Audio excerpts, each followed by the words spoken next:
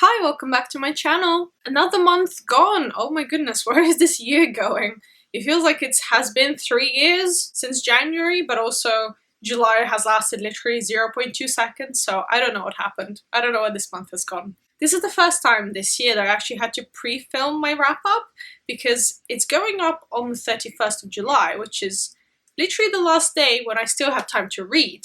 So I still have a couple of days. So I will kind of walk you through the books that I already read, and I'll film the rest a little bit later and just put them all together. So if I look different in the rest of the video, like the second part, you know why. To be honest, I think this month could have been a really good reading month for me, but I ended up, so far I've only read 6 books. I feel like I read them in a really short amount of time, and then the rest of the time I really didn't read much, which is really sad. Like I mentioned in my recent favorites video, I've actually been watching more series and a couple of films here and there, so I guess my time has been going elsewhere, but also soon you won't be seeing this background anymore. It's like when you wish and put something into the universe, I am hopefully moving. So I don't know what my background is gonna look like. I hope to pre-film a couple of videos to go up while I'm moving, because it's gonna be really tough on my work and be traveling, and it's gonna be 2 hours a day traveling again instead of half an hour.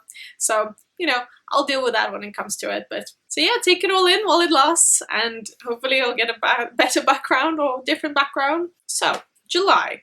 So far I've read 6 books, but this is the number, magically appears, is the final amount of books that I read this month. Generally I've actually read quite a good quality of books, I would say. Very ranging from different genres and everything. So, the first book that I finished this month was One of Us Is Next by Karen M. McManus. It's the sequel to One of Us Is Lying that I read last month, I think.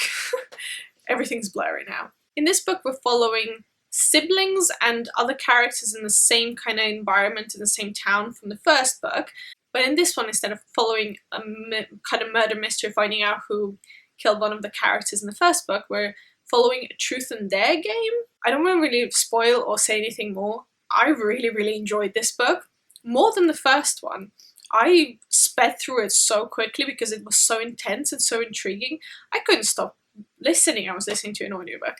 I couldn't stop listening. I was just I need more. The characters were really compelling. They were related to the previous characters, much more streamlined narrative-wise and also character-wise, so I didn't get lost listening to realizing who was who. In the first one, I was I think there were 2 girl characters, and I was they're interchangeable. That could be either or. And I think this is one of my favorite endings that Karen and McManus has done. It was a bit better fleshed out and more realistic, I think, and I really enjoyed it. I ended up giving it a strong 4 stars. Next up, I don't usually reread books, but I wanted to pick this up. I saw that it was available in audiobook, and I previously read it 2 years ago already. I think it was 2 years ago, as a physical book, and I just wanted to relive the story. I didn't remember much, to be honest. It's The Convenience Store Woman by Sayaka Murata. It's all about this woman who works in a convenience shop in Tokyo, and she just does her thing. It's her thing. She really takes on all the responsibilities that are given to her, but she doesn't strive to be more than what she is and what she has, and she's just really content with what she does, and people are asking her to be more and get married, and when is she gonna have a family. I think she's in her late 30s now, and it's a really short book. So, and then she meets a character that kind of changes her outlook, but does he really? And it's just, as an audiobook, it just works so well. I really appreciate the story. It's just such a short but such a strong, powerful book to read. It's really well translated. You really feel like you're there in Japan, you're in Tokyo. If any of you guys have been, you'll know what I mean. I have been there in 2013. I went there. It was my favorite trip of all time. It's still one of my most treasured memories, and it just felt really wonderful to be back. I think the author really portrayed some of the ideologies and ways that people think in Japan, and it was just really a great read. So one of the male characters in the book is just so frustrating, and I really wanted to punch him even more than the previous time. I was just oh my god, he's so infuriating. But I really highly recommend. It was, again, 5 stars. I gave it 5 stars last time as well, so I highly recommend picking that up. I hope you guys don't really mind that I should keep showing you pictures of the books than the actual books. Most of these books, I do own Convenience Store Woman, but I've already packed it. And usually recently I have picked up more books that are audiobooks or books that I do not own. I don't know why that is, and maybe I should prioritize my physical TBR, which probably would really help. So let me know in the comments if there are any books that you've seen me talk about or you've heard about and you would like to hear my opinion on it. Not that I say much on it, it's very interesting, but yeah, let me know. So next up, I have a little bit of a story with this book.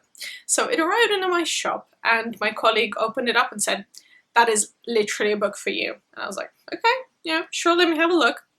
I read it, loved it. So here I am to talk about it. It's Shine by Jessica Jung. So this is a proof copy or an advanced reader's copy that came from Electric Monkey. It's being published in September. Jessica Jung is actually one of the first member of the K-pop group called Girls' Generation. This is her, I don't know how well you can see. So in this beautiful book, we're following our main character Rachel Kim, who has been training for 6 years to become basically a K-pop star.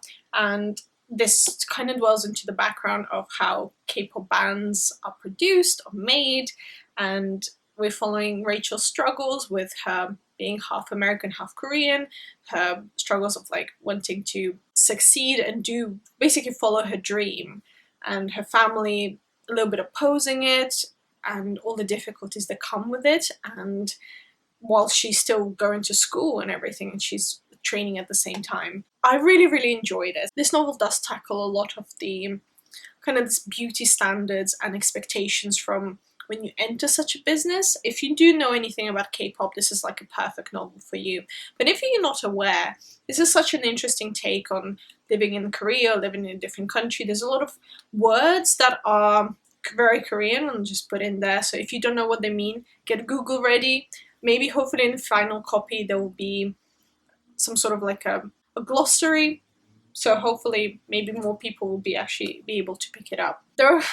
Our main character is a little bit cringy, a little bit awkward, a little bit like clumsy, but she's really sweet. She tries her best and you really, really root for her to succeed. She really doesn't do anything like awful or evil to other people, which is a really like nice thing to see. One of the main things that happens in this novel is that she meets this boy who is one of the biggest K-pop boy stars, boy singers, and they have a little bit of a situation, and it really made me feel like I was 17 again, and like that feeling of falling in love. And it was really beautifully written, really realistic, really just a beautiful relationship that blooms between them, or mainly even a friendship. This novel does tackle a lot. It's really dark at times, really sad, but also really happy and really beautiful. It was a really, really quick read. I really, really highly recommend if you're like in the mood for a new contemporary.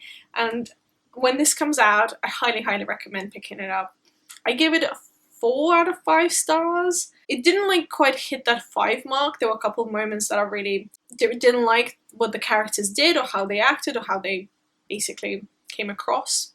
But I think it's a really, really strong book. And I think once in a while we need that kind of, I would say fluff, but at the same time, this is like a perfect read for when you're like in that kind of age group and you want to read something relatable. You want to read something that will help you just navigate the world a little bit better. And this is a great, great example of that. So highly, highly recommend it. I just want to mention there a trigger warning for this for bodily fluids, especially like vomiting. So it happened a couple of times in here and I just really, it wasn't like super graphic, but I really didn't appreciate it. Made me feel a bit queasy, just so you know. Next up, I picked up a series and I read through all the 3 books. And I have very, very mixed feelings or very negative feelings about this. I picked up the Fifth Wave series by Rick Yancey. So starting with the Fifth Wave, it's a very popular, really famous YA novel all about a first alien contact kind of sci-fi dystopian. We're following our main character, Cassie. Here we go. Because she makes a really big deal out of her name. So we're following Cassie. She and her little brother and her dad are trying to basically move from this area where they're living and they're being transported somewhere else, and they're kind of like intercepted by this military group, and her brother is sent away to this like military school to kind of keep safe. But what happens from then on is not really fun, and Cassie ends up being on her own for most of the novel. I have seen the movie before I read the book, like years and years ago when it came out. I have no memories of it. Like, zero. I have looked at this trailer, I have looked at the character, like pictures and everything, and I'm like, I have no idea what happened in that story. So I was really curious, really excited to pick it up. I have this kind of thing in me that I really want to go back and read all the like the famous YA series that I've missed, basically, and there's a lot of those, so I'll talk about that later. They came up in my library as an audiobook, and I was like, never a better time. I was off, I had some time, and I thought, let's pick them up. They were really like quick reads in that sense, but so in the first book, I think it could have been a standalone. I didn't remember that there were more characters introduced, and we're really stuck in Cassie's head. Cassie's quite sarcastic, quite like full of herself in a way, but not really. She finds this boy called Evan, and they start having this thing, but literally within like 0.2 seconds, and they have like a whole love story happening, and I was just like not buying it. Too insta-lovey for me, too much of thinking of his chocolate eyes and his breath, and I was like, no, just not for me. The overall like story of the alien first contact, it was interesting enough. Like, it really leaves you on a cliffhanger. It really doesn't explain much to you. So the first book I ended up giving 3 stars.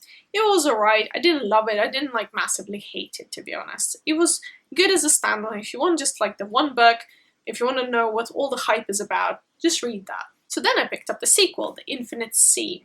And this is where you get like loads of perspectives. I think in the first book we have 3 perspectives that we hear from, and in this one you just have, I feel like, dozen. It probably isn't true. We just felt it was really busy, but it really didn't do much. I really didn't enjoy this. Like, I feel like the story kind of fell apart. The main character's motivation changed. They didn't sound like themselves, and we're following all these like little stories within like a bigger story, and I just really didn't enjoy it. I don't think it was a good follow-up at all. Like, I feel like Rick Yancey could have done much better. And then obviously I continued the series and finished it with The Last Star. So there are a couple of characters that are introduced in the first book, in the second book more, and then we follow them again in the third book. And I think when the whole explanation came along and why the whole 5th wave was happening, all these like waves of alien infiltration have been happening, it was lacking. I feel like I just wanted more. I don't think I've ever read like a proper alien invasion book, to be honest, like, to be fair, but I have seen my fair share of like the films, the sci-fi, everything, so I'm quite aware of like the tropes and everything, but I feel like it just really didn't do much. Like, it has such a great interesting premise, but it just kind of like sure, we're not going to do anything with it. And the last book was really like a shortcoming. The ending, that was a waste of time.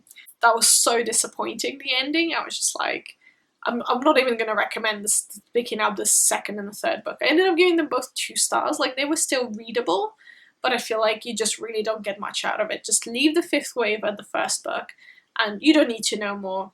And the reveals are not good. Don't worry, like, there must be better YA out there than this. So yeah, unfortunately I didn't massively enjoy this series, but I think if you're a new reader and you're picking it up, I would recommend the first one, but kind of stick to that. There are much better books and series and TV shows and movies that you can kind of get yourself into that kind of mindset and go from there. So this is me for now. I'll come back to you when I've read anything else, or if I do read anything else, and I'll finish this little segment. Then time for the part 2 of the video. I should have been a bit smarter when I filmed last time, because now I realize that no way I could have finished 2 books in one day when I thought that I had more time. So I'm still on 6 books for this month, which is quite shit, to be honest, but it doesn't really matter. I think it's a reality at the end of the day. I have done and watched and enjoyed many more things. As I haven't finished anything else, I'll just tell you some of the things that I'm listening to right now and what you might hear me talk about in the next month or so. So currently I'm listening to Holding Up the Universe by Jennifer Niven, which she wrote All the Bright Places. I actually really enjoyed that book, so I tried reading it a few years back and I really didn't enjoy the beginning. I was like, that's really not going to be my book. There's a lot of like fat shaming and I don't really know where that was going, like where the story was going with that, so I guess I'll see. I'm only about 20% in. I'm also listening to These Broken Stars by Amy Kaufman and Megan Spooner. I don't know much about it. It's like a romantic space opera. It was a bit like cringy at the beginning, so I don't know if I'll continue with that, but that's something that I have. I also got the audiobook for Court of Miracles by Kester Grant, so maybe I'll read that as well. I might flip between the physical and the audio as well for that one. And as you know, I've tried the Jim Butcher's other book, Aeronaut Swindlers, so I saw that Dresden Files was on my Libby app and I got the first 3 books in the series to listen to: Stormfront, Full Moon, and Grave Peril. So I'll be listening to those hopefully in the next month. It's really hot outside, so there's like noise, I'm sweating. It's been a long day at work, so I hope you enjoyed this video. Let me know in the comments what you're reading, and I shall see you next month. No, I shall see you next time. Bye.